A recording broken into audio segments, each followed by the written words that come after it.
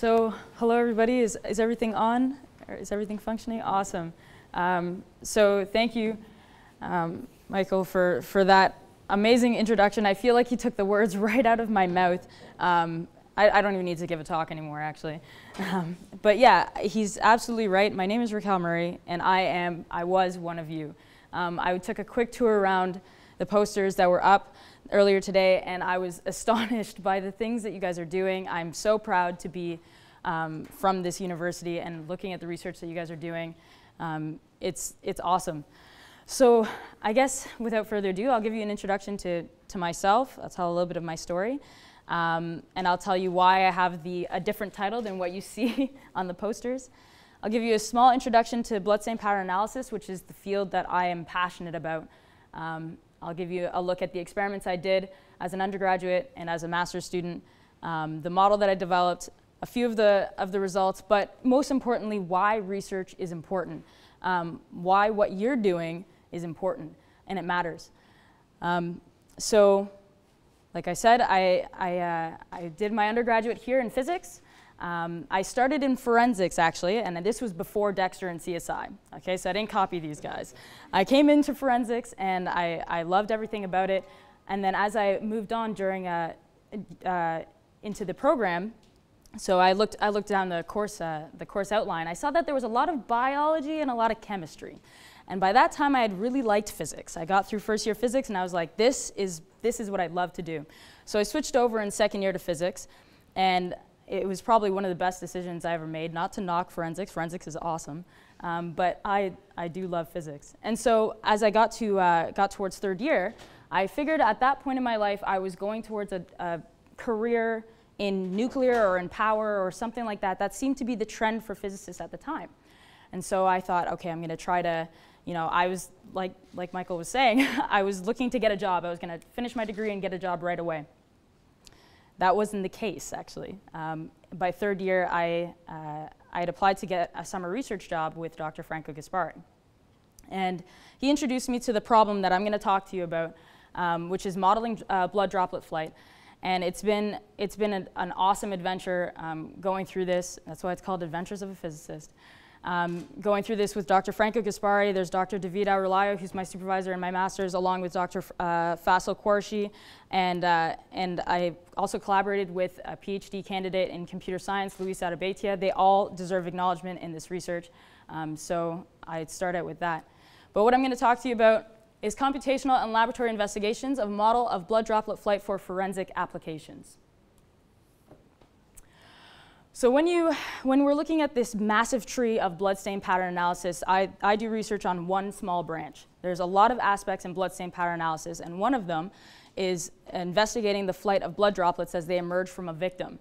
What happens is that when you have a bloodstain on a crime scene, the bloodstain can give you information about how the victim was situated, where they were situated, were they sitting, were they standing, what type of weapon was used to assault this person, or was there a weapon at all. And so these pieces of information are extremely important that you can extract from bloodstain patterns. And the direct consequence of doing this type of research or looking into this type of research is that it affects the public immediately. If somebody has been murdered or if somebody has been assaulted, you need to have justice to that crime. And so essentially what my long-term goal is, very long-term goal is to be able to help investigators do this efficiently. I would love to be able to say that I helped create a more accurate tool for investigators to use in bloodstain pattern analysis for solving crime. And I'm sure I would encourage you guys to take a look at your research and figure out, how does this affect the public? What am I actually doing? Because once you answer that question, it's going to give you a little bit of a passion, a little bit of a fire in your heart about what you're doing. So that's how it affects the public, and this is the problem that I'm going to be looking into. So currently, the most common method to do bloodstain pattern analysis is the string method. The way that this works is that you have a bloodstain pattern, and you're going to choose some individual blood droplets, and you're going to attach a taut string to the blood droplet. You'll pull the string backwards according to the impact angle that the blood droplet has hit the surface with. Now, you can ask any forensic scientist. This can be slightly time-consuming, But this method neglects the forces of gravity and the forces of drag. Now, the consequence to this is that it cannot accommodate for downward moving drops, which means when a droplet exits a victim, it's going to go through something that looks like a parabolic curve or a curved path, and it's going to hit the surface moving downwards. Now, if you take a string and you attach it to this blood stain and you pull it backwards according to the impact angle, it's going to look like the blood droplet came out of the ceiling, which isn't true. So I call that method straight line geometric reconstructions. There are a couple software packages. We're in the age of technology now, so of course everybody has a program written for something. The two most common right now are Hemospat and Backtrack. They use virtual strings just like the string method, but they also do not account for gravity and drag. So this is just a screenshot from Backtrack. We're looking bird's eye view onto some analysis of bloodstain patterns. The bloodstain pattern would be on the top main wall there, and you're just pulling virtual strings backwards. So you can see where all the lines intersect. That's called the area of intersection. That is the estimation of where the source of bloodletting is. Bloodletting is when the blood comes out of a victim. Now this is a side view of the same experiment, but you can see exactly what I was talking about. When you have downward moving droplets, the strings are making it seem like the source of bloodletting is coming out of the ceiling. It's been known that straight line geometric reconstructions overestimate the height of the source of bloodletting almost all the time. And this has a big consequence to it, because if you overestimate the height of the source of bloodletting, it could be the difference between somebody sitting down or standing up, which could be the difference of somebody assaulting someone else or acting in self-defense. There are too many scenarios, and so we need to make sure that this is done correctly. This is just a screenshot from Hemospat. It's a three-dimensional visualization of the same thing, but they also use virtual strings. But what about the laws of physics? Where do they come into play when we're modeling the flight of blood droplets? We can't really make the assumption that gravity and drag are not acting upon the blood droplets. So this is where I come in. This is where the project that I started in my undergraduate began. This is the beginning of the rest of my life. When I was in my undergraduate, I sat down with a master's student and Dr. Franco Gaspari, and we devised an experiment that would help us to essentially figure out if our model was working correctly. So we said, we're going to start with a model that includes gravity and drag, but in order for us to test our model, we need to have an experiment. We need bloodstains. We can't do it without bloodstains. And so we devised this experiment that includes a high-speed camera, which is at the bottom of the picture there, a paintball gun that's loaded with riot balls, and homemade ballistics gel that I've learned how to make off of Mythbusters. And we devised this experiment. Now, this is lesson number one. As I go along in the talk, I'm gonna tell you these little lessons that I learned. This is lesson number one. My research prepared me as an experimental physicist. Like most physicists will know that we normally sit in classrooms and take notes and integrate things and all sorts of stuff. And we do have a lab portion to our work. But this undergraduate research gave me something that I cannot replace. And that's learning how to build an experiment from scratch. That's learning how to maintain an experiment, how to document experiments, things like this. And so being directly involved in this was extremely exciting. So that was my undergraduate experiment. This is just a still shot from a video, and it might be hard to see because it's black and white. But this is a still shot from one of the videos that we got from the high-speed camera. So you can see the riot ball is exiting the ballistics gel, going towards the right, and the blood droplets are emerging from the ballistics gel. So what we do with these videos, or what I was doing in my undergraduate, is I would take from the videos, I would pick one specific blood droplet and track frame by frame where its position is and just pinpoint it. And then I would use this, the software that came with the high-speed camera actually had this really cool tracking program that I could, trace the curve for me. Now, this you have to understand. You have hundreds of droplets exiting from this ballistics gel. Then I have to, find one specific droplet and follow it in these videos. And the second lesson is that undergraduate research is hard work. Sometimes you're doing things that may not seem to be the most, and it may not be the most efficient way to do things. But one thing that it does teach you is it teaches you how to persevere and how to be patient with the work that you're doing.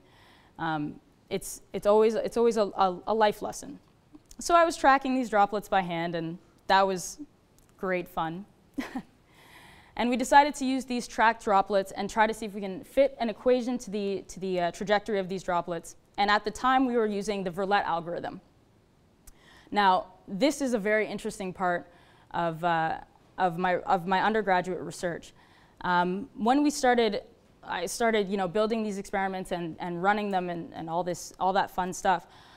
Then came the modeling of blood droplet flight. And one thing that I learned, this is lesson, I guess, number 3, I lost count. One thing that I learned was that under the master's student that I was working with, I started to climb that steep curve of programming.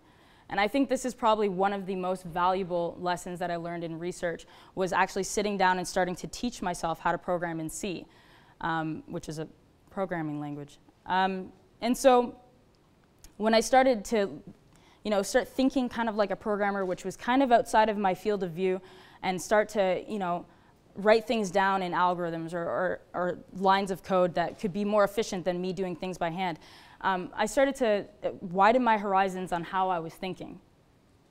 And so this model, even though it looks great, it's still limited. So by the end of my undergraduate research, I realized that this is a 2-dimensional model. It's not 3-dimensional, which we probably need. And it doesn't really tell us any parameters about the flight of blood droplets. It could be a baseball for all I know. So I guess this is the next lesson, that not everything in research goes according to plan, and it's not always going to work right off the bat. But by this time, I'm hooked on this. I'm hooked on this project. I had finished the summer research. I did a poster, just like how you guys did, how you guys are doing today. And I talked to Franco. I said, well, can I continue this project? Can we continue doing this? Can I make it better? Can I do better experiments? And he said, yeah, just do a master's program with us. So by this time, my life has completely changed course. I am no longer in a mindset where I'm trying to finish my undergraduate degree as quickly as possible and get a job. And I'm now on the path of finding something that I'm absolutely passionate about. And that only happened because I started undergraduate research. And I really hope that you guys can maybe find that with the research that you're doing. And not to mention all the lessons that I learned, learning how to become an experimental physicist and learning how to program and all this kind of stuff. That gave me a leg up in my courses in my 4th year. And I continued on to do my undergraduate research in this project, which turned out to be great. So then came to the time to start my master's. And by this time, I had learned all the lessons that I had to learn about experiments in my undergraduate. By this time, I knew that I needed a laboratory procedure, which as a physicist, I didn't know. All the chemists and biologists were like, of course you need a laboratory procedure. But by this time, I started to learn these lessons. And when I devised the new experiment, I had all these things laid out for me because of undergraduate research. So I said we're going to prepare a mock crime scene. We're going to have recording equipment. But this time, we're going to have 2 high-speed cameras, not just one. And I'll tell you why in a second. We'll calibrate the recording equipment, which is very interesting because it pulls into play this interdisciplinary motivation behind the research that I'm doing. Run the laboratory experiment, which is my favorite part, which is firing the paintball gun, and then documenting and verifying the experiment. So this setup is very similar to my undergraduate setup. I have the lab jack, which is item B, the paintball gun, which is item A, and these laminated white plywood boards, which would act as my mock crime scene. This time, now this looks chaotic, and it is chaotic. This time we have 2 high-speed cameras, one to the left here and one on top of a table. The reason why we have 2 high-speed cameras is so that we can extrapolate 3-dimensional spatial coordinates of the blood droplets instead of just 2-dimensional trajectories. So I built this literally from scratch with another undergraduate research assistant who was actually also a 3rd-year physicist. So he was in my shoes. He was exactly in my shoes where I was a couple years before. So before we can actually fire the paintball gun, I was lucky to learn that my research was, like I said, interdisciplinary. I was working alongside Luis Zarabeitia, who's a PhD candidate in computer science, like I said. And he said, we figured out that the cameras needed to be calibrated. And at that time, I had no idea what that meant. I had no idea what kind of videos I would have to be capturing to calibrate the camera. But I started to realize and started to learn that the intrinsic properties of cameras actually have to be calibrated before you can record anything that's of worth.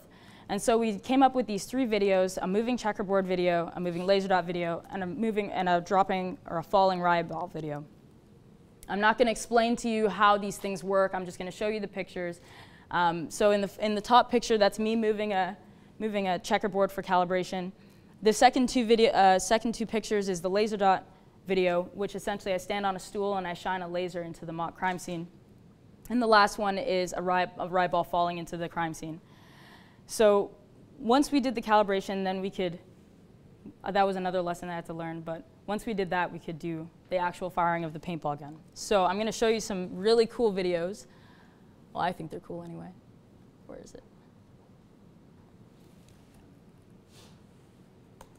So this is a video from the one camera that's on top of the table. I nicknamed him Batman. And so this is another advancement to the experiment that I did from my undergrad. In my undergraduate, I only used transfer blood. What you see in this video, I'll play the other one. What you see in this video is actually porcine blood, or pig blood. And so, let's not lag here. And so the reason why we switched from transfer blood to pig blood for some of the experiments is because pig blood is actually extremely similar to human blood. And so we wanted to make sure that our model was accurate. And so we chose to use pig blood. Using human blood is not very common, so pig blood was the next best thing. All right. Oh, that's the wrong button.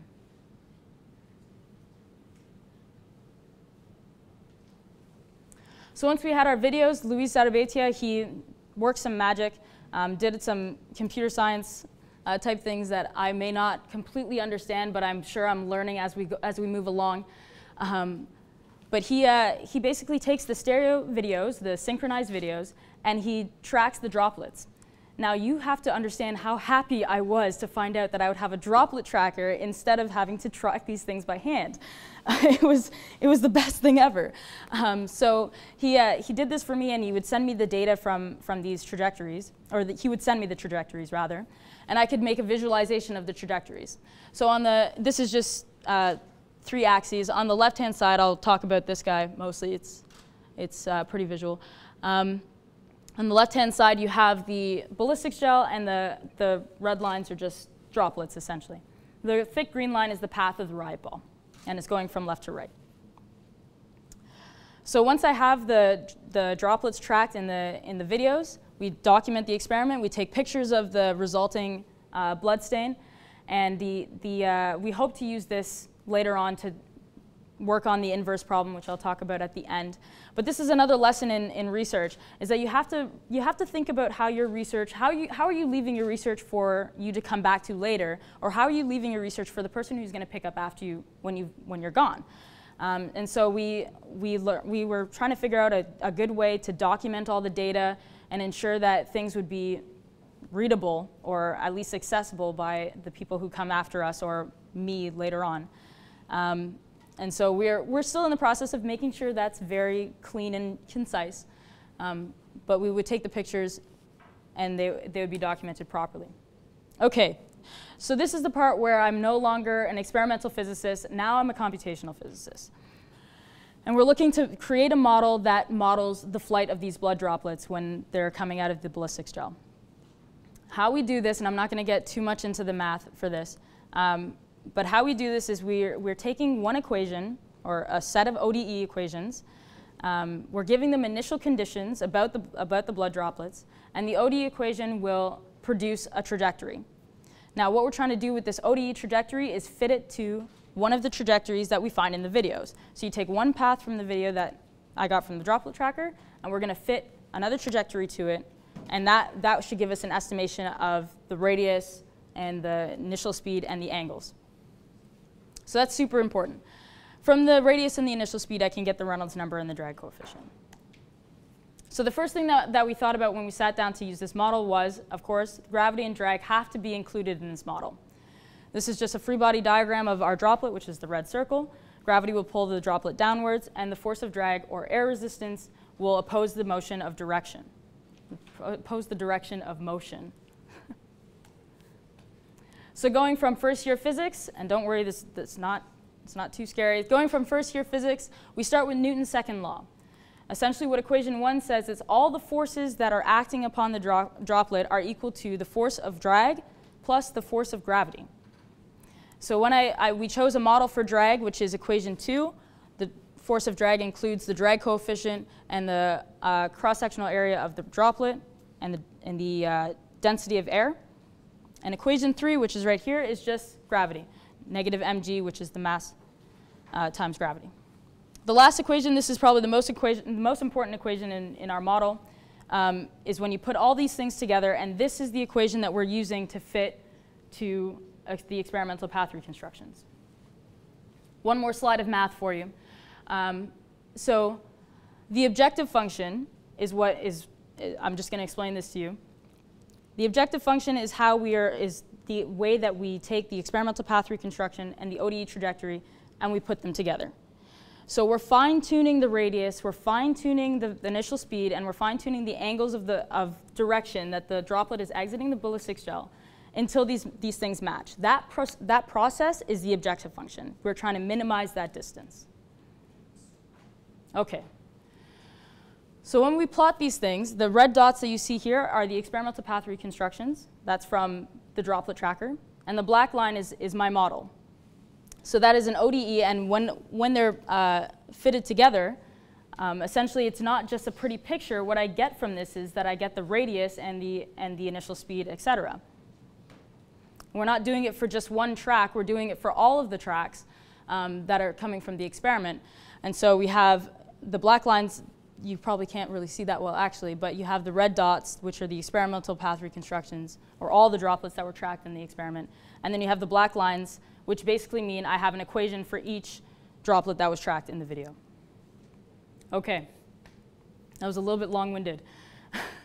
But in the end, this is the conclusion of the work that I've done so far. And this is another lesson for you guys to take with you. Always make sure you're going to be asked this. What kind of contribution have you made to this research?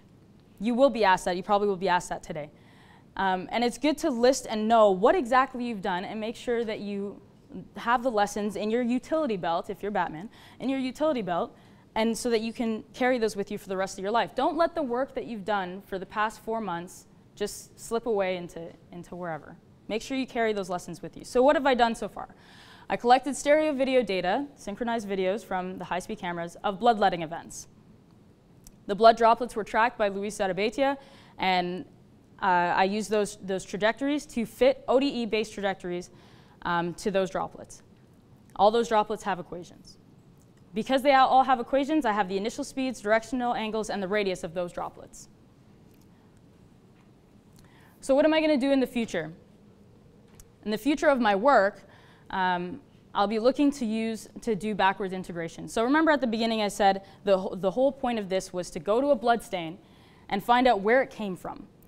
So we've been working on the forward model. I can tell you the characteristics of blood droplets that exit the victim, but what if the victim's not there? We have to be able to do this problem backwards. And so I want to be able to go to a blood stain pattern, take the initial conditions from the stain, which would be the volume or the initial speed, et cetera, and put that into my model and run it backwards in time. So that'd be the first thing to do. The second thing to do is to deal with this assumption that I made in my research, which I didn't tell you about. I should have told you at the beginning. But to include oscillations of the blood droplets. In my model, I'm assuming that blood droplets are rigid spheres, which is not true. They're not rigid spheres. It's a fluid. So that would be the next part of my future work, is to include oscillation of blood droplets. Lastly, another area of BPA that I would love to look into is how blood droplets impact different surfaces. In this picture, we have a cardboard surface instead of a white laminated plywood surface. And we saved that just to see if we can use it for later research. But that would be another good area to look into. Like I said earlier, make sure that you know what your future work is. or if you're going to finish your research right then and there. Know what your goals are so that you can get there. And if you can't get there, and which is fine, I didn't get to my goals at the end. I didn't make this program that gives you the driver's license of the criminal. That didn't happen. But make sure you know where you're going. Okay, so that's the future for my work. But what about the future for me? So the future for me is a PhD at Cranfield University in England, as Michael said. And essentially, I couldn't be going to that PhD unless I did undergraduate research. This all started from undergraduate research. It all started from sitting right where you're sitting. Essentially, what I've learned so far is that you can find something that you're passionate about, and you can follow that. And I have UOIT and all my supervisors to thank for guiding me along this process and giving me the opportunity to do that. But my life could have been, as Abed from Community would say, this could have been a different timeline. But I think this is the best timeline. And I really encourage you, I just want to encourage you guys and thank you guys. I'll go to my thank you slide. I want to thank you guys for the work that you guys are doing. You guys are doing incredible things. And so I really hope that you guys can find something that you're passionate about and be passionate about it. And if it means getting a job, then get a job and be passionate about it. But if it means staying at UOIT and making us all proud, and getting a master's and going off to do awesome things, then do that too. But I just want to encourage you guys with the stuff that you guys are doing now. Thank you for what you do and all your hard work. Thanks a lot.